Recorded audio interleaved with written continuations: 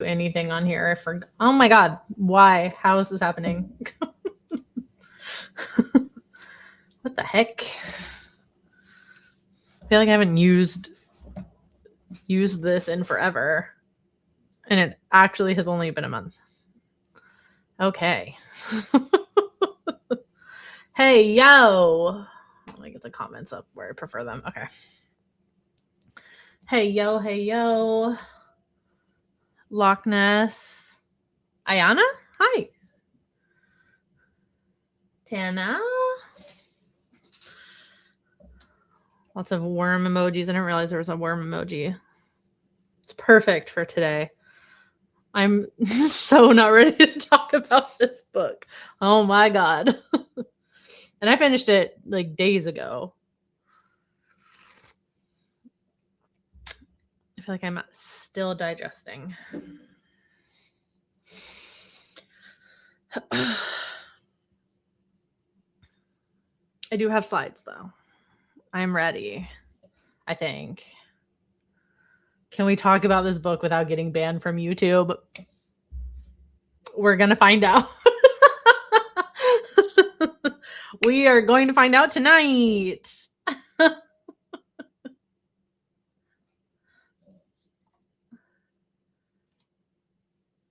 Afraid I wasn't gonna like it. I loved The Spirit Bears Its Teeth. So I was like, bar was set high though. Bar was set high, and I think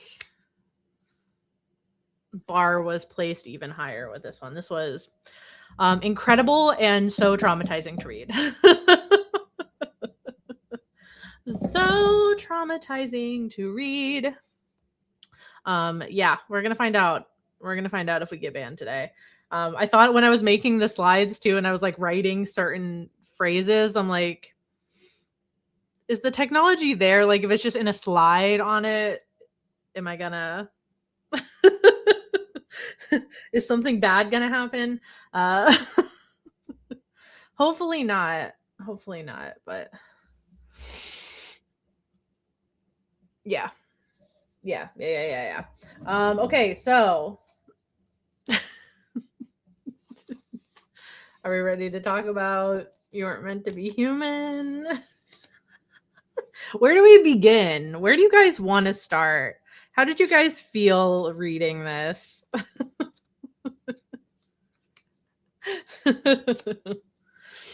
Where to begin? Truly. Ready as I'll period. Ready as I'll ever be. I don't know where to start either. Genuinely. It's like I feel like wherever we start is the deep end. Just right off the bat. Like I was expecting like some measure of brutality, like for sure. But oh my god. I still left my little posties in there just for me, like jotting stuff down, but holy fuck. I think literally like my last post-it that I wrote in there, because I just wanted to mark.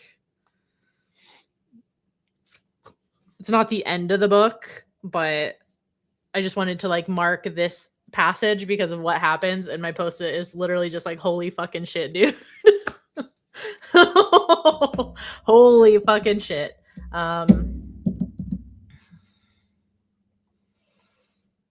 Oh my gosh.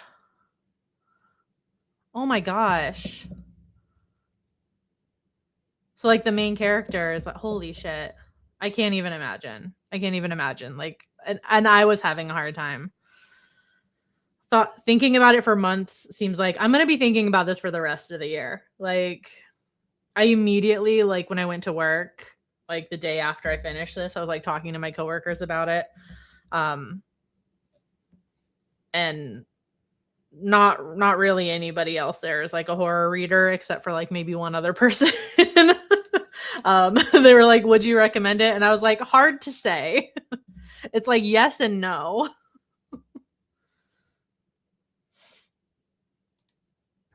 You didn't read the description? Oh my god. I mean, although I feel like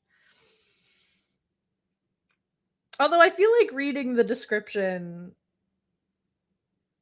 somehow doesn't even like do it justice, really, like what's going to happen in this book. Like, I read the description and I wasn't prepared.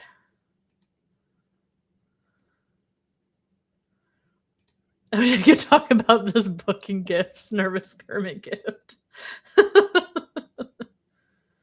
Oh, okay, so it's fresh. It is fresh for you. Okay. That was incredible. I can never recommend it to anyone. Yeah, exactly. Yes, I wouldn't know how to recommend it or to whom. My God. I'm almost not looking forward to anybody, like customers at work or something, asking me about this book, because I'm like,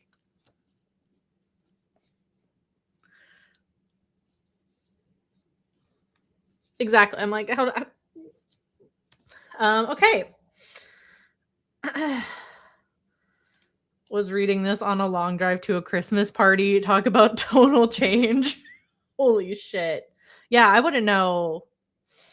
I'm glad I like finished this. Like, I was at home reading and I didn't have anywhere to go or anywhere to be, because I was like, truly it's gone into the very small but growing list of books where it's like, after I was done, I just stared at a wall for a while. You know what I mean? Where it's like,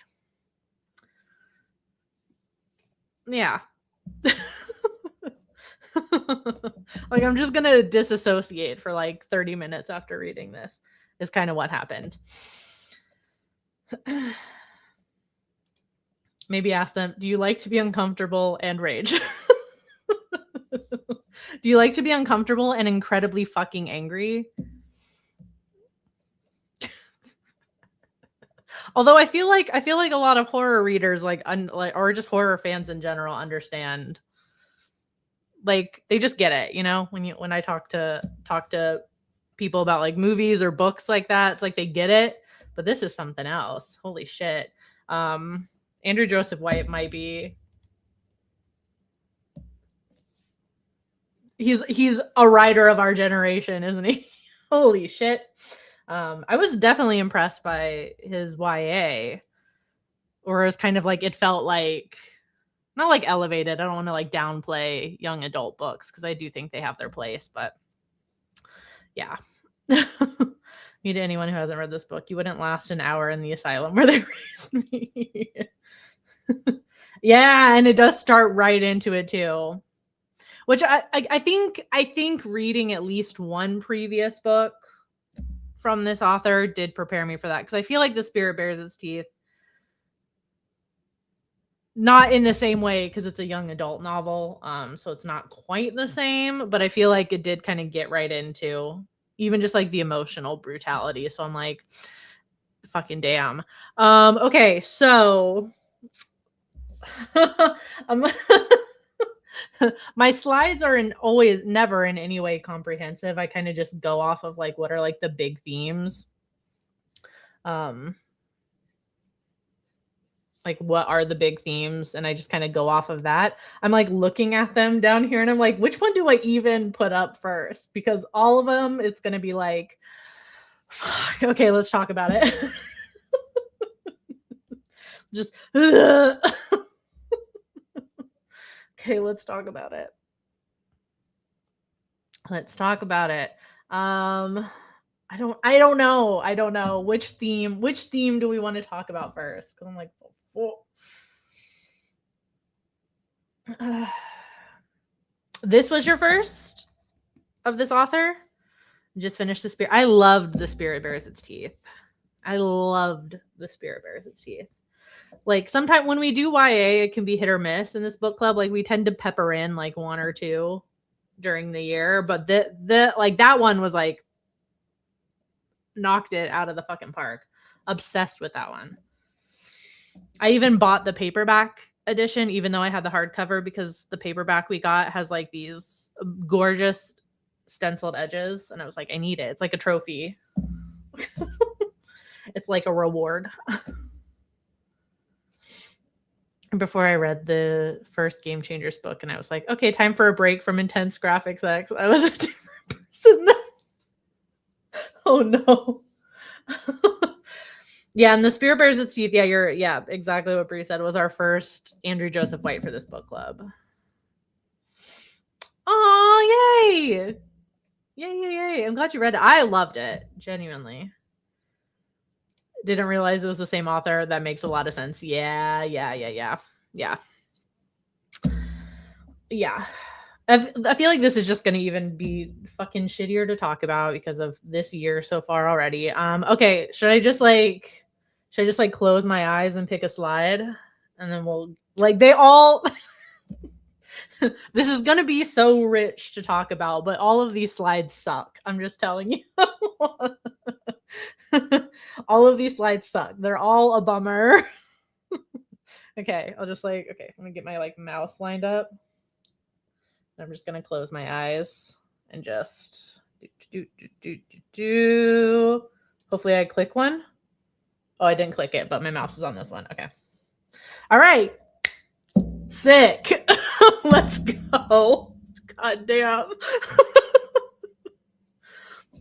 And they all would have had this same feel. They all would have had this result. Starting strong. Exactly. Let's go. Let's fucking go. Okay. Well,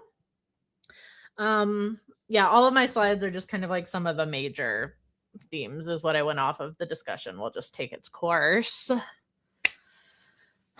But I guess this is kind of a good place to start, because we're this is just starting us off talking just about Crane. So before we get into the nitty gritty of all the other characters going on. So this one's kind of just purely to do with Crane. I guess to start off, what did you guys think of Crane as a character? Not to keep comparing it to The Spirit Bears Its Teeth, but it being an adult novel versus a young adult novel. This was one where it's Crane was in some ways not a hard character to like, but just I don't always like to describe that way. More just realistic, a human, a very human character. And humans, we don't always have we're not all great, you know what I mean? We have parts of ourselves that are sometimes just annoying or can rub people the wrong way. So it's exactly, wouldn't describe him as a likable character necessarily. Not necessarily. Not a bad character, just yeah. Although for him, punishments are rewards, so they are still punishments. But yeah, I know what you mean. I definitely know what you mean.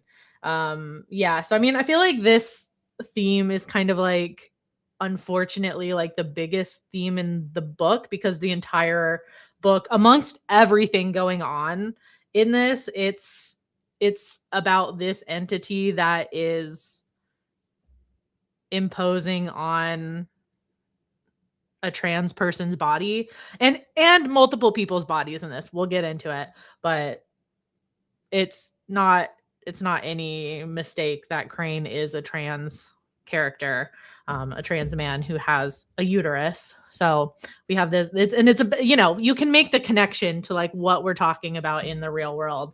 But so I feel like the whole body horror of it all is to be expected. Being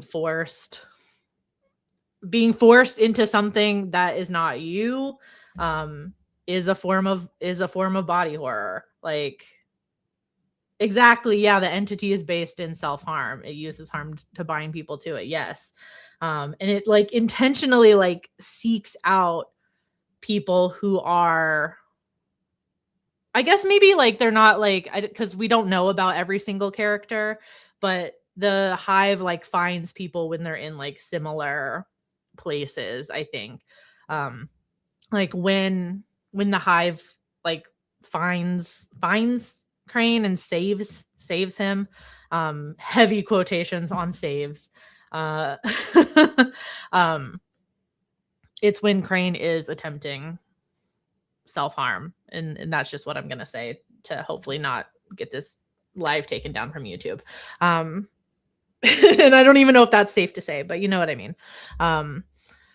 There's a whole lot of talk in this book, especially like to do with Crane's like face, which I thought was really interesting too. It was like, obviously there's a focus on like two very specific points of, oh my God, the wind. Sorry, the branches scratching against the window. That was awful. I don't think that came across, but God, that sucked. And was kind of freaked me out. But there's a lot, like Crane thinks a lot about like particularly like harming himself, like, and his face, like a lot of like lighting on fire, burning. Crane felt guilty for his own self-loathing. That's a like such an excellent way to put it, and so tragic, and how like true that is. God, yeah. Perfect description of him. He's so human and real, and that's what makes him so devastatingly interesting. Yeah. Even if he's not, even if he can kind of be annoying. That feels so like light to say for such a heavy book, but yeah, absolutely. I did drop some quotes in here just to like drive home the point, but like the whole idea of like right before he sticks his face in a pot of boiling water, that whole idea of like, it feels like it would fix everything, make the outside match the inside, which I feel like could not only like speak to like not feeling like true in your body, you know what I mean? Like it's not representative of how you feel, but also the self-loathing aspect of it. Exactly this, like feeling guilty for his own self-loathing. So he feels awful about that, and so wants to make the outside match the inside of feeling awful. So I feel like it works on both of these levels, which is fascinating. It's fascinating. And the worms, or the hive, because it's like flies and stuff too. I know isn't it like other bugs and things as well, but mostly worms. That's what they feed off of in people, which is I guess we could get right into the hive also. Would love to know your guys' interpretation of it. I feel like the hive, even though it is described, I mean, like the description of like what the hive looks like for the most part is pretty well described. But the book doesn't really like concern itself with like what the hive like really is, how it got here, what its ultimate plans are. We know it's like obsessed with the sun. It talks multiple times about like how like the members of the hive, like the followers or whatever, I don't know what we want to call them, these like factions, get to walk in the sun and they don't, and that's at least their goal with what they're doing to Crane and to Jess and to all these other people. But we don't know like what their ultimate plan is, I guess. We don't know if they're like aliens, if they're demons. I think the book has a part in that where it's talking about how the different like groups of the hive, like nobody really knows. I think he craves control over himself, which is why he accepts all kinds of abuse and has violent, intrusive thoughts. But when he gets pregnant, that's the one thing that sends him spiraling. Yeah. Well, because that's that's a pretty like guaranteed like biological, and I'm not speaking from experience at all here. I have no idea. But I guess as somebody who also has an aversion to being pregnant, like I vehemently don't want it. It's like, it feels like the ultimate lack of control, because you do for all intents and purposes, it's a parasite. You know what I mean? It's a parasite. It can't survive outside. You know, you until a certain period of time. So it feels like the ultimate like lack of control. Plus over your own body. Especially when Crane is actively trying to like get his body to be where his body needs to be. Like he's doing HRT. And that's a whole thing, like, you know, with him becoming pregnant also. It's like that's like the ultimate fucking collision of like body dysmorphia, of like trying actively to like do this thing, this gender affirming care for you, and then to have this thing happen that's going to be like just absolutely take over your body in a way that's absolutely contrary to what he's trying to do. Like right or wrong, I felt a moment of happiness for him when he finally put his face in, not in a way that I support self-harm, but for the character. I was like, he finally got something he wanted. Isn't that devastating? Isn't that a devastating thought? But you're right. It's like, and it comes at a point where like Crane's been like locked in the apartment at this point, like phones taken away. He can't come or go. He's stuck in the apartment, and it's like he has no control over literally anything. And that's the one thing that in that moment he's like, I've got control over this. Yes, exactly. First decision he ever made for himself. Absolutely. I guess this jumps right into, but for you guys, what did you guys think about like the hive representing anything? Was there anything? I feel like there's some obvious illusions. I feel like it's almost on purpose that we don't know ultimately like what the hive is and what their ultimate plan is. I think it's meant to kind of be this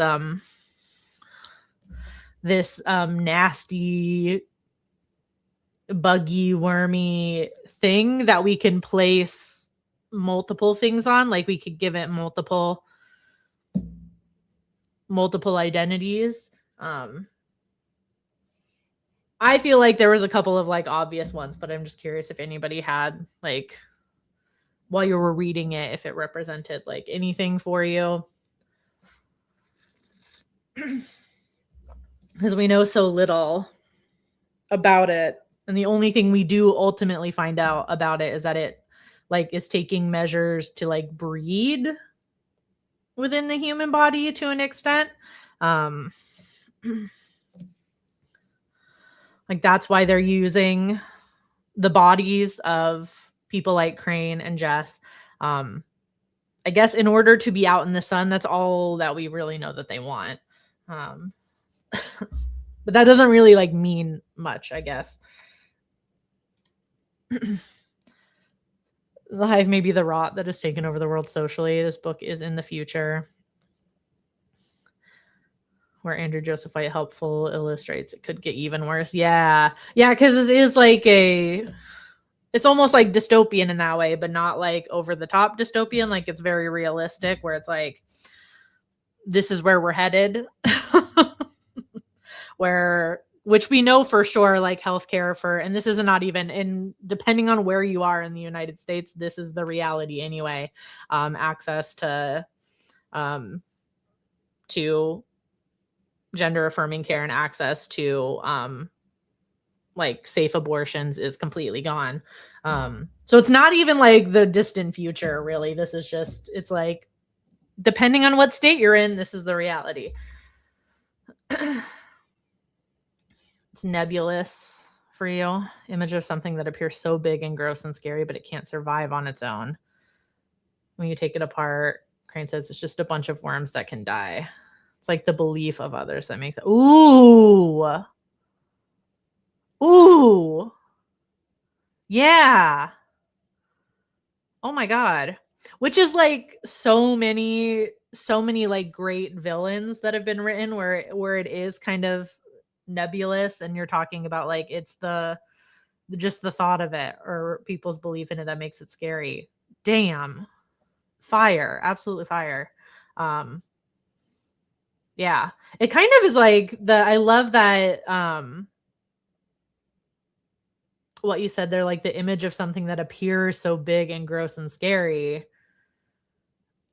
It's all, but it feels like it can't be, it like is for a long time in the book. It's something also that feels like that it can't be defeated, that it's everywhere, that you can't escape it. It just is kind of like reality almost, where it's like it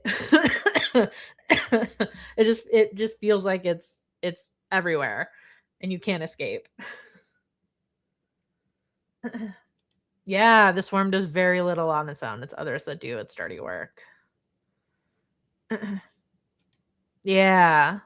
Overwhelming to look at. Yeah, truly. It's just like it's like here insert like reality, insert society, like it feels yeah, really hard to take on.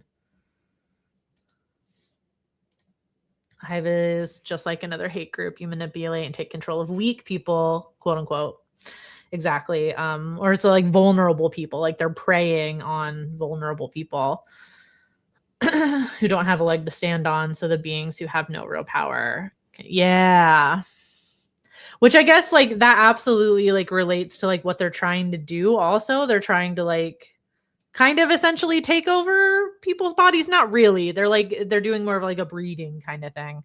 To be able to walk out into the sun. So it's a, like like a parasite. just like a parasite.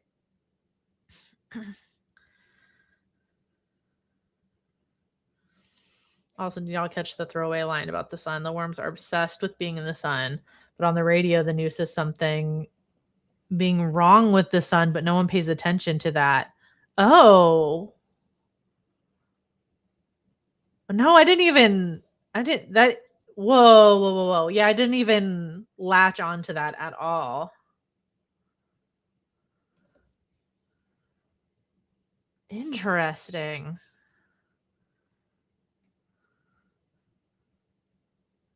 Yeah, same. It went over my head. Whoa. Something being wrong with the sun. Interesting. And they're so obsessed with it.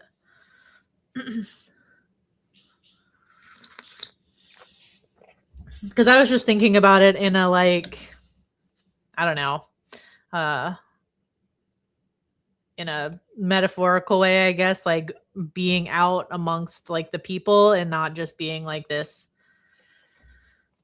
nasty little like parasite that doesn't have any real power in like a dark, because it's like kept in like a dark little room in this like gas station out in the middle of nowhere, and we can only imagine it's like very similar in these other like factions of the hive. And it wants to have more power, so it wants to be out in the sun. Yeah, I wouldn't be able to. If you find the page number, definitely let us know, because I want to reread that, because that went over my head. Absolutely. Damn. Weirdly, I like found a page where there's something on the radio, but it wasn't that. If you find it, I definitely want to hear it. It's hard because I read half of it in one sitting today, so I know it's in the second half. That's okay. If you happen to find it, we can come back to it. But yeah, that absolutely went over my head. For sure. Nice catch. Like truly, like nice catch. Damn. Nice fucking catch. But I guess we can come back to the ending actually. We can come back to the ending, because we were talking about like Crane doing something for himself. I feel like another thing that he does that is like kind of about control is Crane being selectively mute, because it's something that Crane can control. He can control really like kind of who he wants to communicate with and how. And communication becomes like an interesting theme in the book, because the way other characters interact with Crane and vice versa, how he interacts with them says a lot about their relationship, to all these different people, which I guess we can jump into all the different characters in this. Because oh my god, I don't know if we want to unpack Levi, because that was a lot. But communication wise, I feel like Levi makes a lot of assumptions about what Crane wants. And I feel like at first it's, yeah, I know, I don't want to fucking talk about Levi either. Ew is the understatement of the century. But I feel like he makes a lot of assumptions about what Crane like actually like wants, and I feel like it almost comes across like in the beginning of the novel for like a split second where it's like, okay, like maybe he understands Crane, and that's like quickly dispelled. It's like, for, you know what I mean, where it's like, okay, well maybe they like have an understanding, but the longer you're with Crane as well, like, because we're just in Crane's head the entire time, the longer you're with him, you see how much Crane is questioning like how much he really wants what he thinks he does. There's like multiple times, especially when it comes to Levi, where Crane is like, and do I even want this? It's like, I want it, but do I want it? And I'm like, oh my god.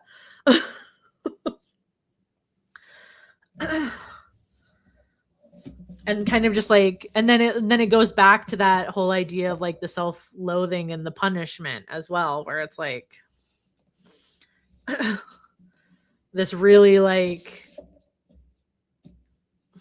messy is an understatement, like intersection of wanting something and punishing yourself, so telling yourself that's what it's something that you want instead of like, I deserve this treatment. Crazy, absolutely crazy.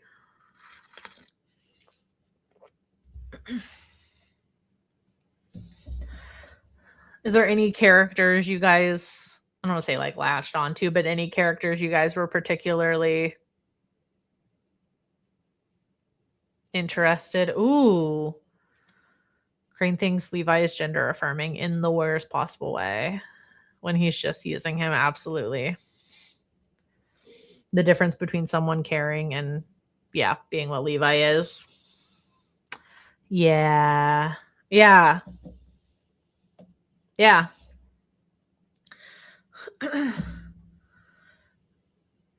Absolutely that. And like when they're, I think it's actually kind of, is it early on? I don't know if I marked. I don't think I did. But I feel like it was like early on. Actually might be early on. Hold on, I might actually be able to find it.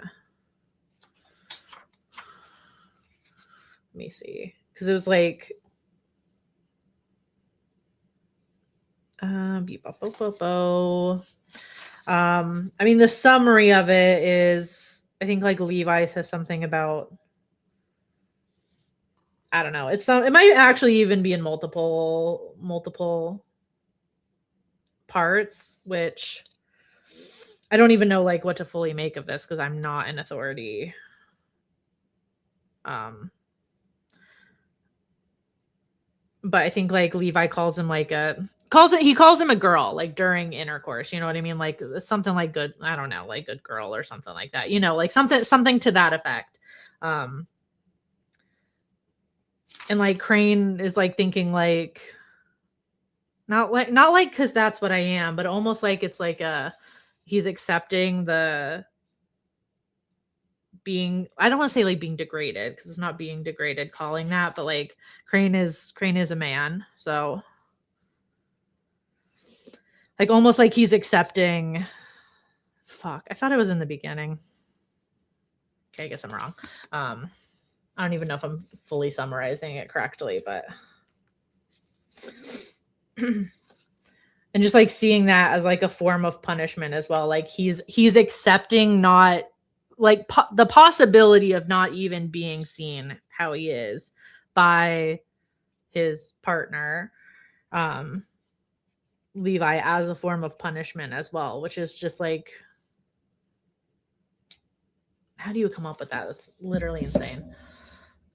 Yeah, exactly. Yeah. But the fact that it's like, because it's like the absolute antithesis of being gender affirming. Like he's the absolute antithesis, but it's like another form of punishment for Crane, like a self-inflicted punishment.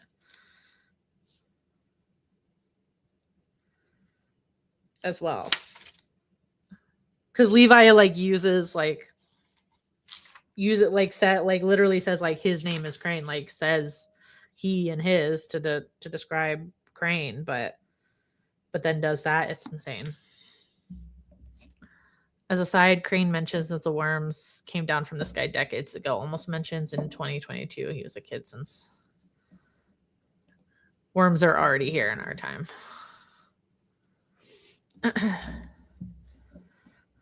They're already here.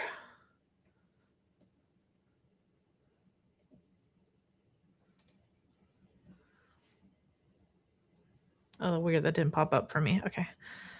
Mimi so said that Levi makes Crane ruin this genuine friendship. Why am I missing like bits of the chat? That's weird.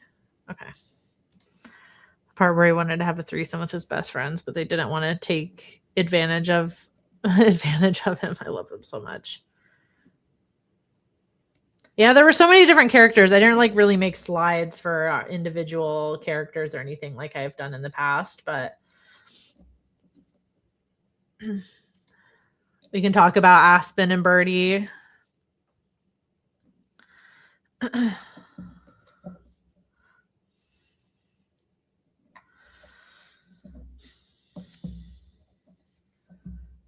Which I feel like is not their only purpose, but they definitely act as a foil for the situation that Crane is in. You know, seeing this couple who have also had their fair share of like shit things happen to them, at least from what we know, from what Crane like tells us, but have a like a solid happy life that we know of, that Crane can see. So definitely like first and foremost like a foil to everything that's going on, like a reality where where Crane doesn't have to do this, doesn't have to be a part of the hive. Yes, and more of that self oh my god, sorry, I really can't say self-loathing.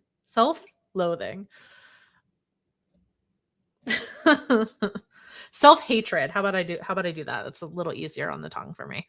But it's another form of that, like punishment. It's another form of punishment for Crane. Like almost everything he does and thinks about himself is like a form of punishment, including this. Like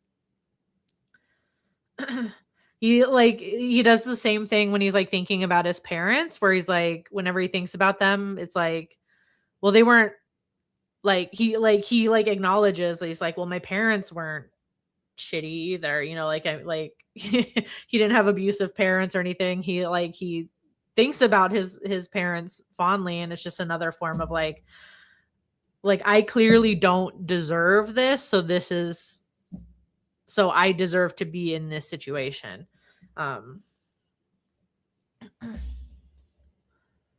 Which is just fucking God. And that's what the hive is. That's definitely what the hive is preying on. Because we kind of see, we at least kind of get to see how they prey on people because the book opens with us meeting, or with everybody meeting Jess, because Jess comes to the gas station, like literally right at the beginning. From an insanely fucked up situation.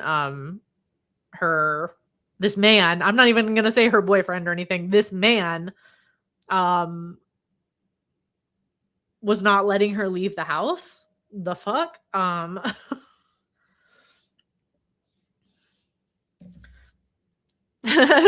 The book isn't about that, but I feel like the book, I was like, oh man, we kind of went over this quickly. Holy shit. Yeah, this man, derogatory. This fucker was keeping just locked in the house.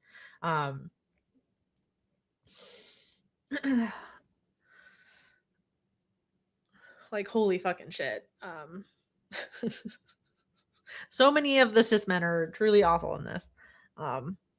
Pretty much all of them. I don't think we really are with any of them for that long that aren't. However, even with his being prone to think he deserves punishment, he had the mean thought that his situation should have happened to Jess instead, and then it does happen to her. Yeah. Which is almost, and this is like sickening to say, it's almost like a triumph almost for Crane's character. You know what I mean? Because Crane doesn't really think in terms of like, I don't deserve this. Like all this like shit that's around him, it's very much like, I deserve this, I deserve this, I deserve this. And he doesn't ever really think of like, this isn't right, I don't deserve this. And that's kind of like the first time he does when he realizes he's pregnant. And then the whole thing with Jess also, like, you know, it should be her, like why can't it be her? That's like the first like, I don't deserve this thought, which is crazy. Which is crazy. I will say I do love that like they weren't ever really like pitted against each other. Like it didn't become like, at least to me, I don't know how you guys felt, like it didn't become like the pity Olympics, you know what I mean? Where it's like who deserves this more? Like even though Crane did think that, it's like he doesn't hold on to that thinking. Like they kind of like clash a little bit, but not in like a serious way. I just appreciated that it wasn't like they weren't set against each other like this. And in the end it turns into like none of them deserve that. None of this should have happened to any of them. Which I guess we can get to this slide then.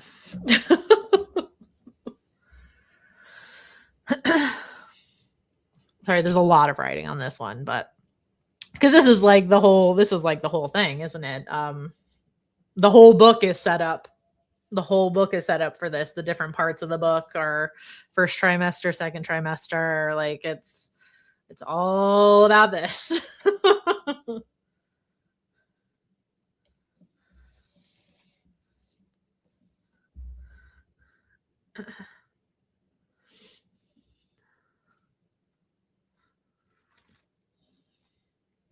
Doesn't he say, oh gosh, doesn't he say, I only said it because I didn't think it would happen?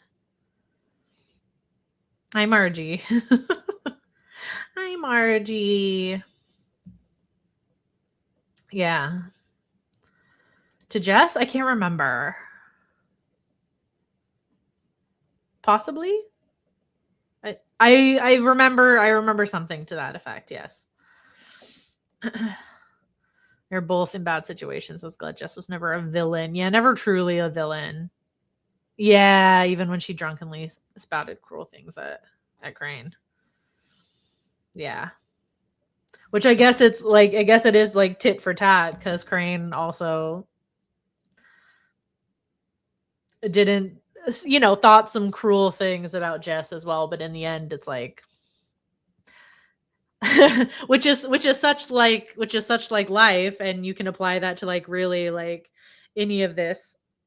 happening right now where it's like, okay, so it's like this entity is coming down on both of us. So how about instead of like fighting each other, we, you know, the huge.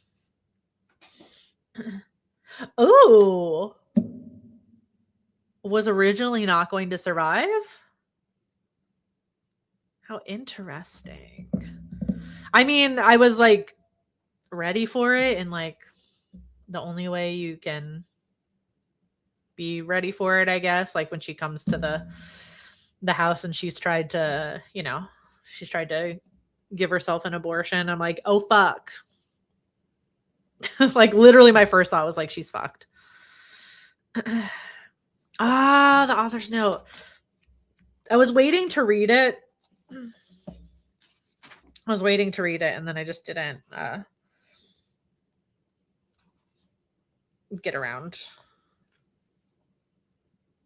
to it. Because after I finished the book, I was like, I don't want to hear anything else right now. Interesting. An author note, he said he was convinced to let her live. Yeah. Damn.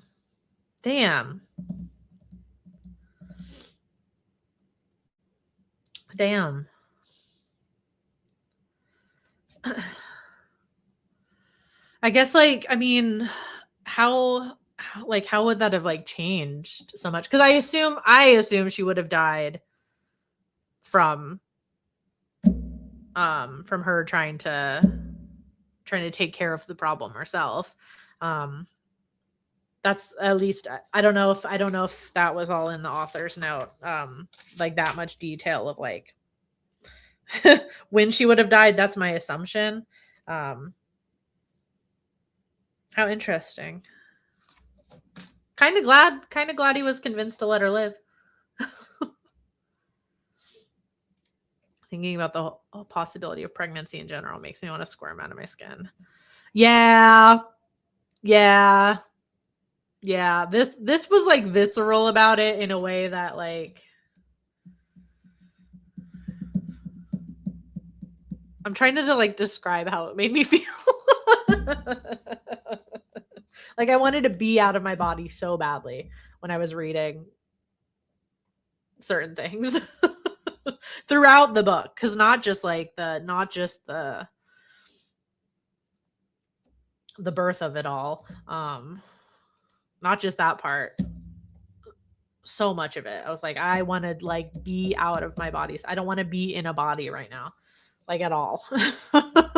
Like at all. I don't know if that makes sense. That's how I felt while reading it. I was like, I want to like escape from my body. I want to escape from my body. But yeah, so the hive, that's like the only thing we know about the hive is that they're like forcing pregnancy on members of the hive. We don't know for sure with did I write her name down here? Hannah. The kind of first, not the first, but it's like the first kind of like taste of like what's to come almost for skimmed over. It's okay. If you find it later, share it in the Discord or something. I appreciate the dedication to finding it.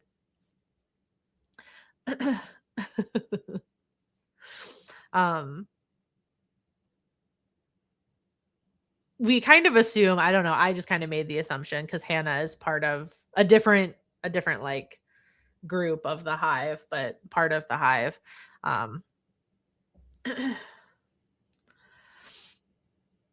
It's like our first or Crane's like first kind of glimpse a little bit into what's to come, even though this is it's a late term miscarriage that's happening here. But just like but that like what was like fit into this entire novel was like so many different versions of this, like so like, and in a way that like makes sense to the story and in a way that like moves the story along still, but like including all these different versions of like what happens when you take away really any vital healthcare. We're not just talking about for uteruses, but for trans people as well. Like what happens when you take away this? So we see it with Hannah, who has to go to Tammy to help with a miscarriage. Obviously with Jess, who attempts to give herself an abortion, and it goes wrong, and it could have gone terribly. Maybe that was part of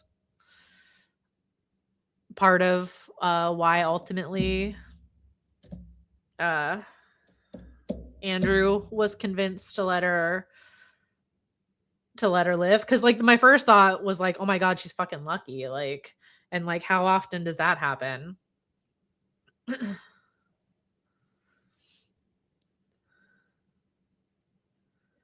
Wild how Crane felt like he had, like, the hive was the reason he had permission to be a man, but in the end, yep, he was just his uterus to them. Yeah. And that was like, and that's the brutality of the hive. Like, they come to these really vulnerable people. Just like in my last slide that I have, it's an abusive relationship. The hive absolutely like finds people, promises them they'll be seen for who they are until they aren't, which is exactly what happens to Crane. it may be a kind of like shitty life that he leads, but Crane is at least like, well, I have HRT, you know, I have like I have like a semblance of control over these things, and I feel like I found that within the hive, and then it literally, as soon as it doesn't serve the hive anymore, it becomes about Crane simply being a body part, an organ.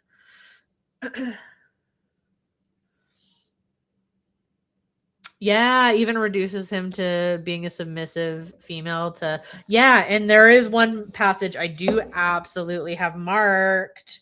At least I thought I did. It's when I definitely at least remember what's happening. Where Crane, it's actually right after, I feel like I put the slides in there somewhere, actually, or put the quote in there somewhere. Did I? Maybe I didn't. Oh, yes. It's literally right after this scene.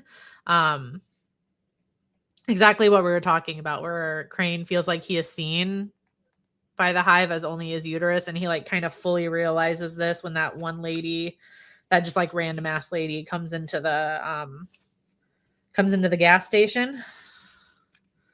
And she's saying all this like awful shit. I kind of just put like the end of the conversation. Just the end of the conversation in there, you know, like all this awful shit, like, you know, like girls ruining their bodies. Man, I hope you didn't cut your breasts off, and all this like awful shit that's she's saying to Crane. And that's kind of like a breaking point. I thought I marked it. Thought I was smarter than that. And that's when he goes to the hive, and he like manages to like kind of grab a worm, and also comes to that realization too of like, oh, hey, the hive can be broken apart, and the hive can be hurt. Oh, here it is. I did mark it. Oh my God, I am smart. Okay. Yeah. So that's all happening. The hive is saying like this awful shit, like you pile of disgusting. Yeah. Are you like, oh yeah. Talking to Stagger, like, we give you so much and this is how you treat us. But then Levi comes in. You're absolutely right.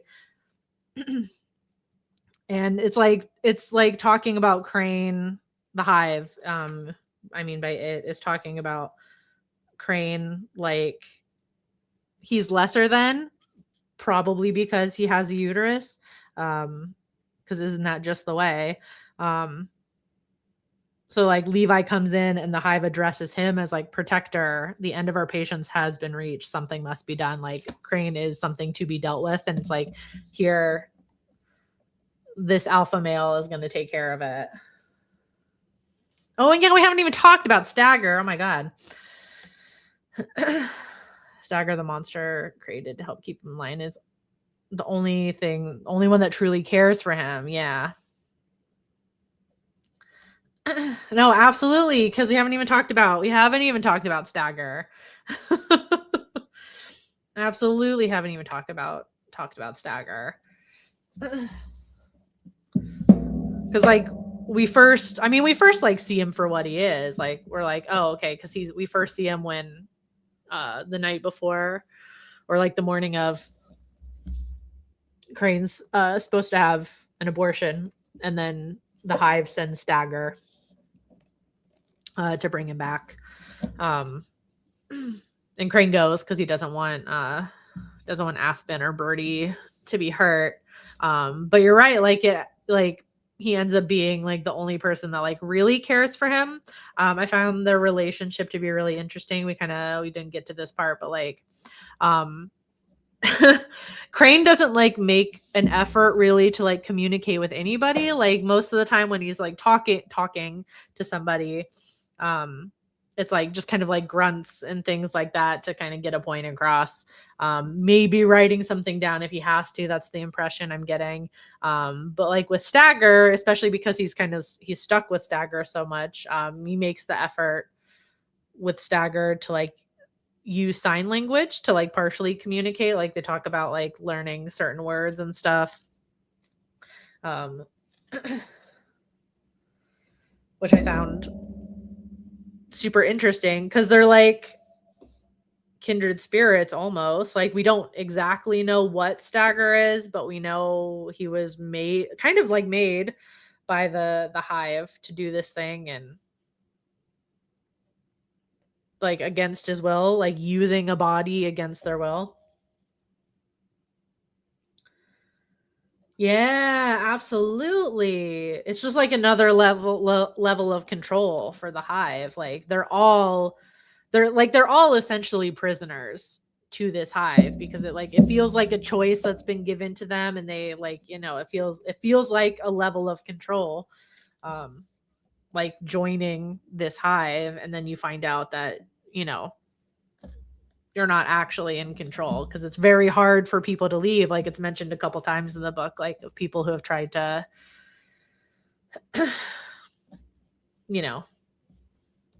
defect from the Hive.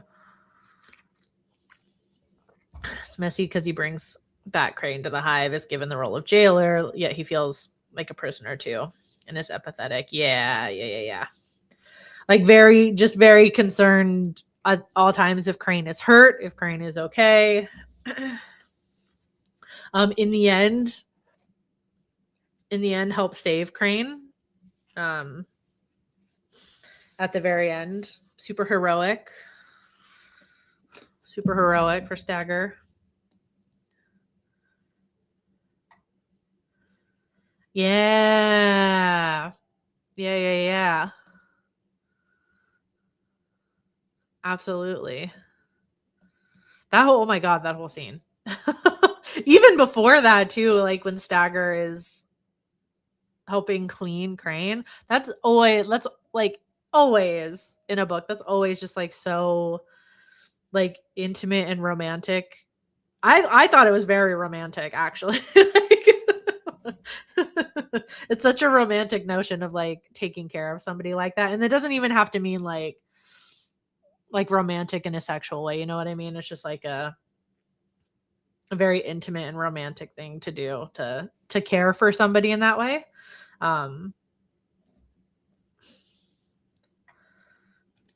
Especially because it feels like Crane is maybe a little bit like sensitive to that, like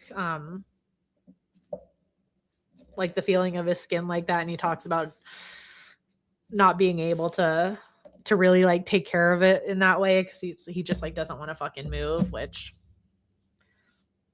I don't know what that feels like, but I can only imagine you wouldn't want to fucking move. If you were pregnant like that, I probably wouldn't. I'll never know, but but it like becomes like he's almost like a touchstone for Crane also, of like of like this is what we all are to the hive. Like what Stagger is like what we all are to the hive, just like a pawn. Which is what he is. And the fact that he's like of the hive in that way, but still shows Crane compassion. And yeah. Yeah, right? It did feel oddly romantic.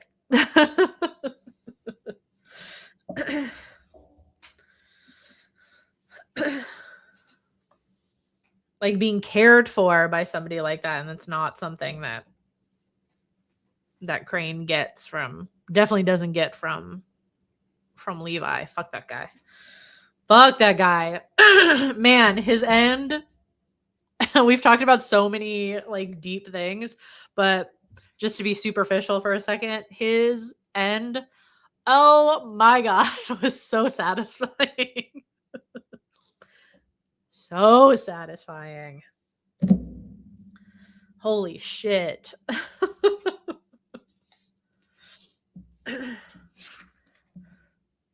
Holy shit. I was more excited about that than anything happening to the hive. At that point, I was like, God damn. God damn. Do we want to talk about the ending? I feel like this is the bit that's gonna get the live taken down from YouTube. But do we want to talk about the ending? Because not even like, it's kind of like the ending. Post birth. Go right back to that page with my holy fucking shit. Post it. Because oh my god. right into it. Okay.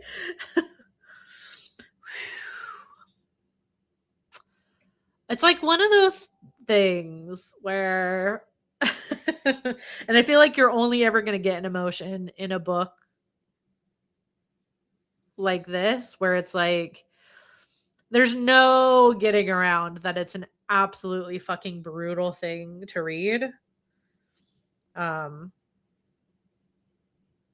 Like, especially after going through so many horrors in this book, I feel like it's like I was sitting there like, yeah, this couldn't possibly get any more traumatic. And then Andrew Joseph White just like popped in and was like, hold my beer. And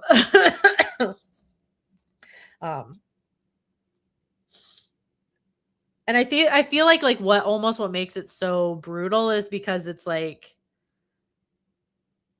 necessary. It was kind of necessary.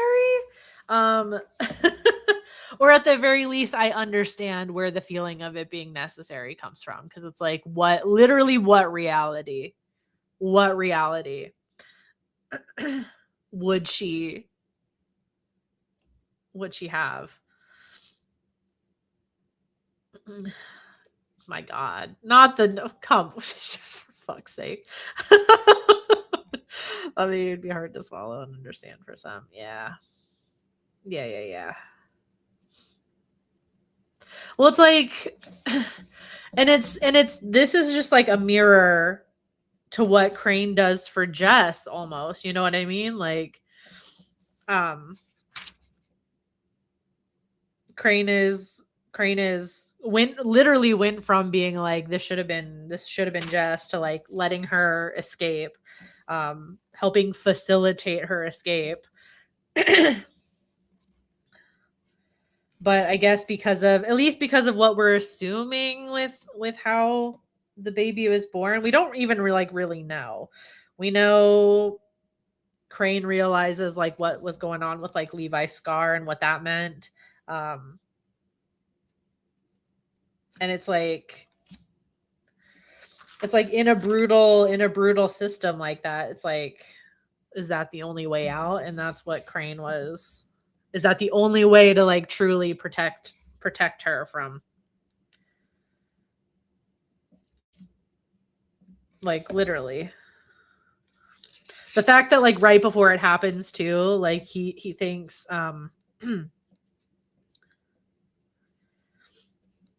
do the right thing. It's the only kindness he's ever been capable of giving. Like literally right before before that.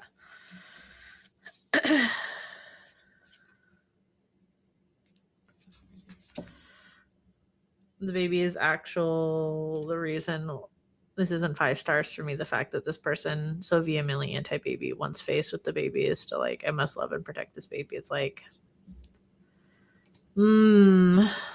interesting. Okay.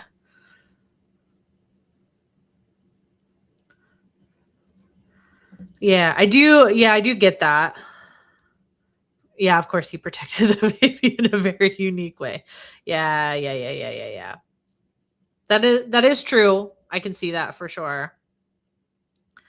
I can see that for sure. I also just kind of felt like, I almost felt like too, it was almost even like, I don't know, the fact that it's a girl also, because he thinks too, his child is a little girl and he sees the writing on the wall. There is no universe in which they don't do to her exactly what they did to him.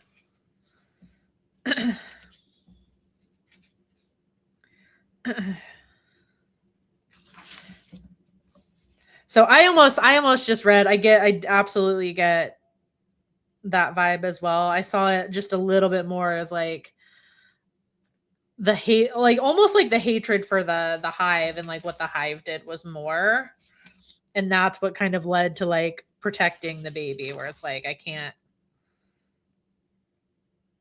let this happen, because it's just gonna, like, you know what I mean, like at least end the cycle there where he can. I'm ambivalent about that, but I know what you mean. But I can absolutely understand that. Yeah. I feel like there's no reality in which like somebody couldn't come to that conclusion. You know what I mean? So I absolutely understand. Absolutely understand.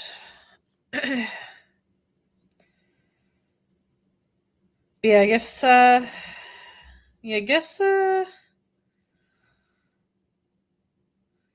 yeah, that was a crazy fucking ending. Holy shit.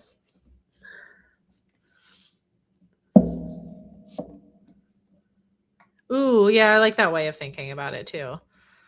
Not intentional from the author's part. It was more of a, once the baby is there, it deserves care from someone. And Crane was the only one. That is true. I think that is that's a distinction too. Like who else in that moment would have advocated for like not awful shit happening to that baby? At least in that space, nobody. I'm not saying it wasn't the right way for it to go, but we'll never get a story where they have the baby and get up and say fuck this baby. That's true. I think you're 100% right on that, to be honest. Like I think you're 100% right.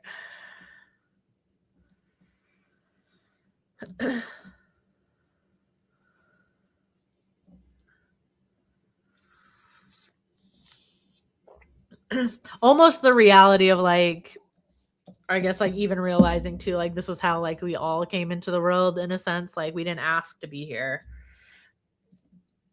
So, but I do agree, I think, a little bit with the like who else in that moment would have cared for that or would have protected that baby from what happened to Jess and Crane happening to her. And it's, the answer is nobody, at least in that moment. A bit like how certain people are pro-life and once the baby is born they don't give a shit what happens to it, but Crane does the reverse. Well, that's just how that's just how like I think like all pro-choice people are though too. It's not that we like actually hate babies, or at least well, I guess I'll just speak for myself. You know, I can't speak for everybody, but I don't hate babies or hate children. And in fact, I think evidence has proven that, you know, pro-choice people actually care more, because you're right. There are pro-life people that once the baby's born, they don't give a shit about anything that happens after the fact. At the very least, it's like, I don't want to see any children be hurt in that way. Just because I don't want them doesn't mean I want them hurt.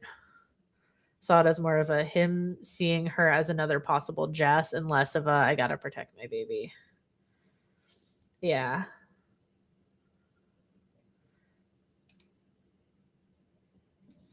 We got it in Immaculate. Oh, that is true. Yeah. Only slightly different in that well, I guess we're left to make our own assumptions at the end of Immaculate, huh? Because we don't ever really see the baby in that. Very much saying she's mine.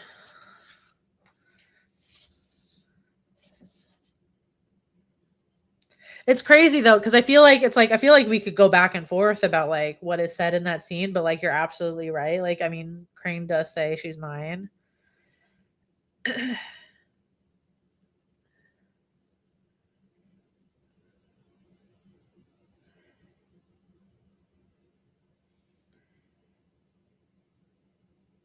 Yeah.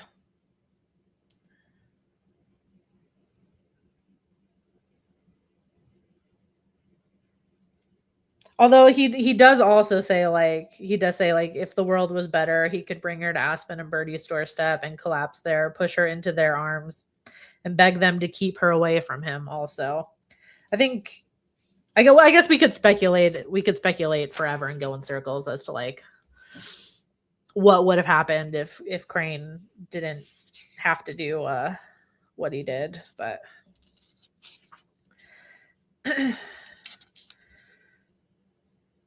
yeah.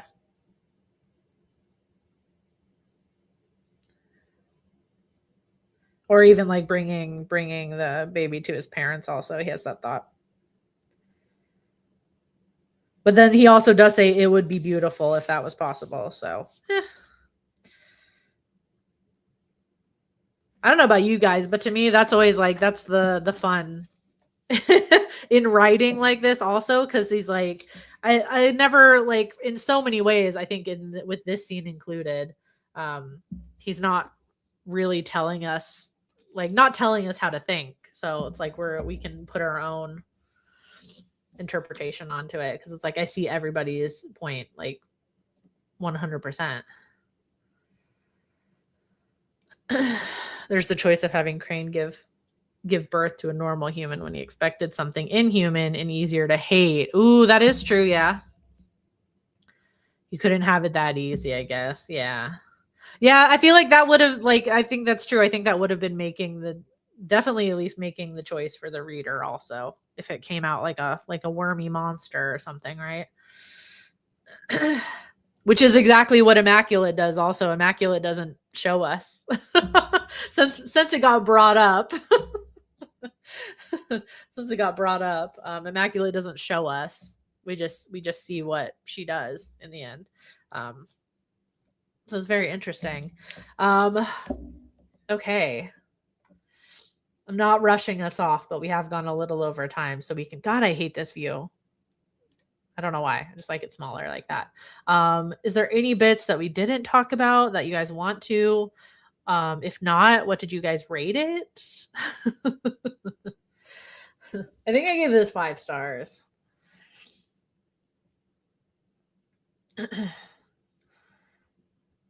think it was very easily like, yeah, I loved it. Yeah, I gave it. Oh wait, no, I gave it 4.75.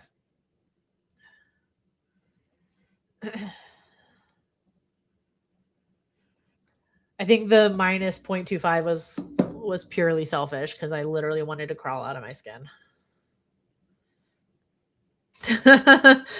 Which I think is unfair because I think that's just effective writing. 4.5, 5 stars, 4.25. Yeah.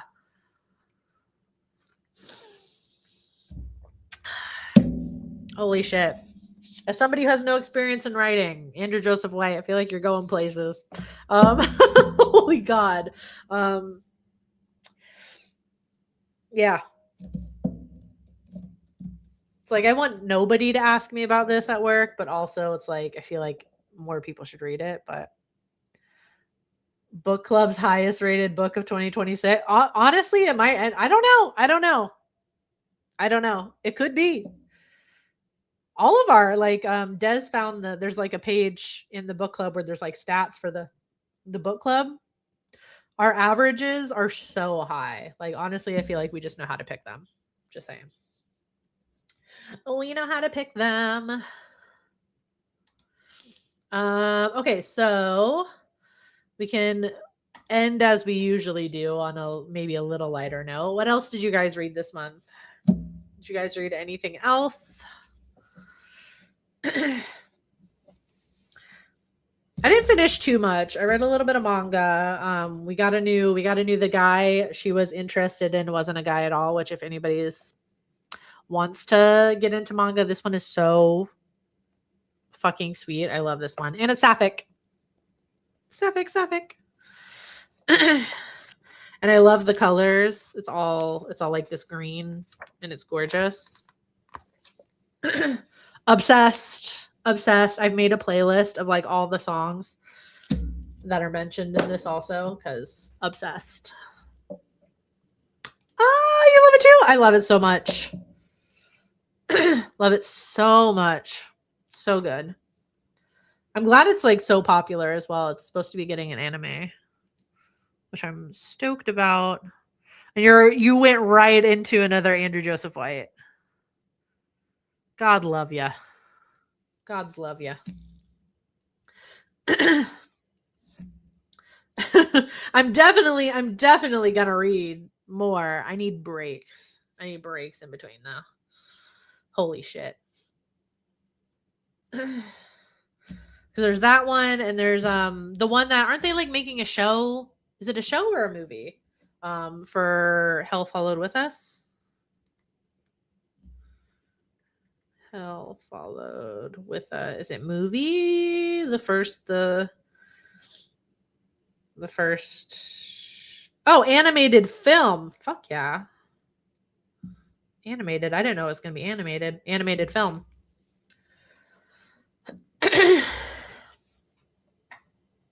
So I think that one's next on my list since I don't know when the movie is supposed to be, but definitely want to have it read beforehand. Read 8 books in January worth mentioning. Elton John's memoir, audiobook read by Taron Egerton. Oh. Black AF History. And Rachel Reed's most recent, The Shots You Take. I've got my fingers crossed so hard for a midnight release of the next Game Changers book in September. I don't know anything yet, but I have my fingers crossed. I don't know what we would do at a midnight release party for that, but I'm like, we could play hockey. Let's play hockey in the store.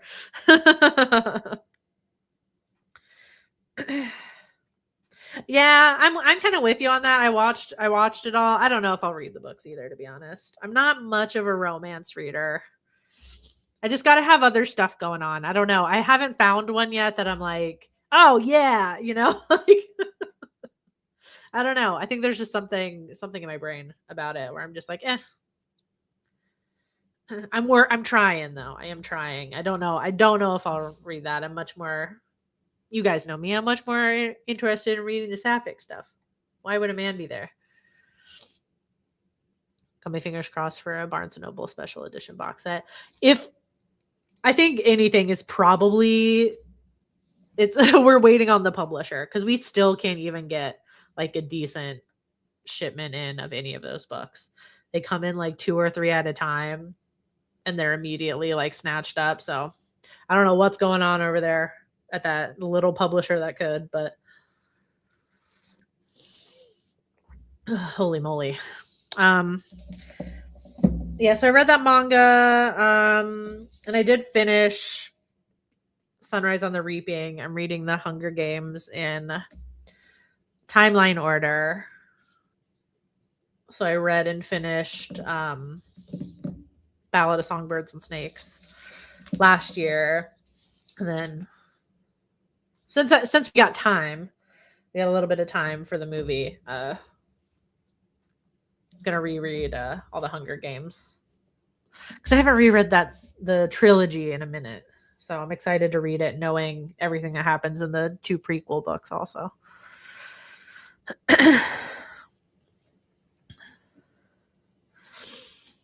You like romance, love sapphic romance, enjoy gay romance. Graphic penis talk can sometimes be a lot for this lesbian, but I am brave and strong. Same. There's only so many sentences I can read about a penis, and I'm like, I'm bored.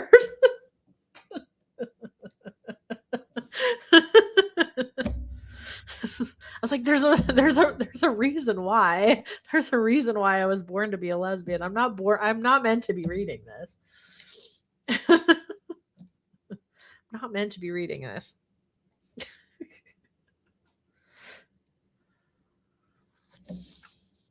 I am trying. I think for February I'm going to try and read Cute, because it'll probably be years in the making, but they're supposed to be making a show for it. So I was like, I'll make that my kind of like Valentine's read, I guess. As long as there's equal amounts of yearning to Casement, I can make it work. It's just a body part. We shouldn't be afraid of it, Brie. I don't know about you, but I'm afraid of it. I don't like it. Okay, and then next month's read, truly a next month this time, because it's still technically January. Oh, I'm so glad you asked. Yes, I'll put up the graphic in just a sec. We do the yeah, just great timing. Spider-Man meme. We plan the books like 6 months in advance. So we do like the first half of the year. And then once we get a little bit like closer to the middle of the year, we'll choose the books for the last half. The idea just being so it's easier to jump in and out if you need to, like just sometimes you don't have time to read or the book is not of interest to you. Or it's not something you want to read, which is also understandable. So I try to make it easy to like, you're like, okay, I'm not going to read this month's book, but I want to jump back in for next month so you know what it is. So February's is The Graceview Patient by Caitlin Starling. Excited to read. This is my first book by Caitlin Starling. And her books always look like nice and like gothic. I love a gothic moment. So I'm looking forward to it. And then as promised, I do have the graphic already loaded this time, unlike last time. This is also up on my Instagram. Also, I have it pinned. For anybody who wants to like save it or anything, but this is what we got going on for the the first half of the year. So Graceview Patient is February, and then Model Home, which Kate over on the Discord has promised is going to be also devastating. Can't wait. Can't wait. It'll be my first River Solomon book too, which I'm also very excited about. Yeah, I'm excited about all of it. We got Spoiled Milk. We Call Them Witches in May, Bone of My Bone, Joanna Van Veen. Love, big fan of Joanna here. You just bought Model Home. Sick. Nice.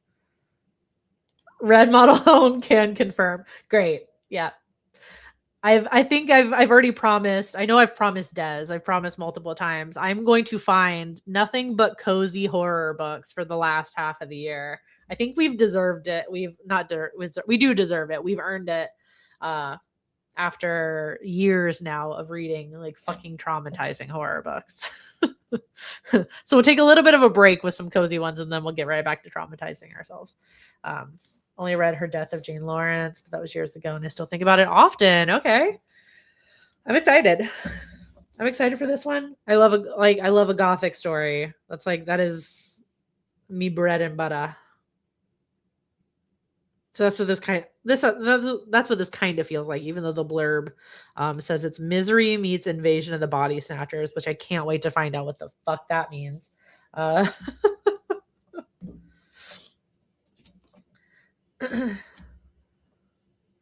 Ooh, Fear Street. That could be fun. I've never actually read any Fear Street. I might be down for that.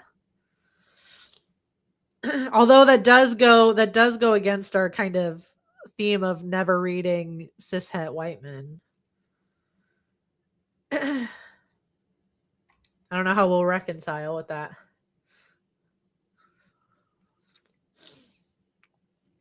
Yeah, oh true. We'll have a think on it.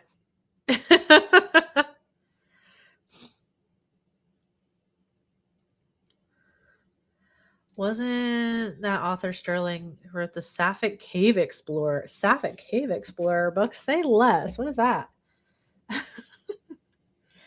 I've seen a couple of her. I'll go back to the drawing board. We have a few months. Yeah, there's definitely at least one I have in mind that I've heard is like cozy horror. So we'll see. Sapphic Cave. Oh, The Luminous Dead, maybe? That one's on my like physical TBR. Like I have it. Yeah, it's got to be this. Yeah. About a caver. Yeah. Yeah. The Luminous Dead. Yes. That is correct. That is the same author. That one, I physically own that one, and I've been meaning to read it. Meaning to read it a lot. Sounds like sci-fi horror. I love a good sci-fi horror. Well, okay. Well, I think this was our longest stream also. My nose is running. Sorry. Because we just had so much to talk about. Holy shit. I like blinked and it had been an hour. Sorry. But holy shit. Thank you to everybody who read that. I'm giving you all a hug from the other side of the screen because I think we all need one. We all need one, so I'm giving you a hug. Holy shit. Yeah, and thank you so much. Thank you so much. Hopefully I'm saying your username right, Ayana. I don't know if that's correct. Or if that was your intention for how your username is pronounced. But thank you so much for joining us. What a book to join us. Ian, okay. Thank you. Thank you.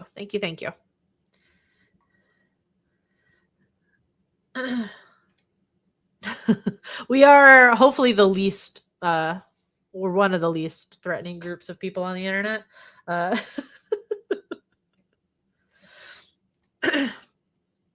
We're always down for a good time though. I'm so glad you joined us.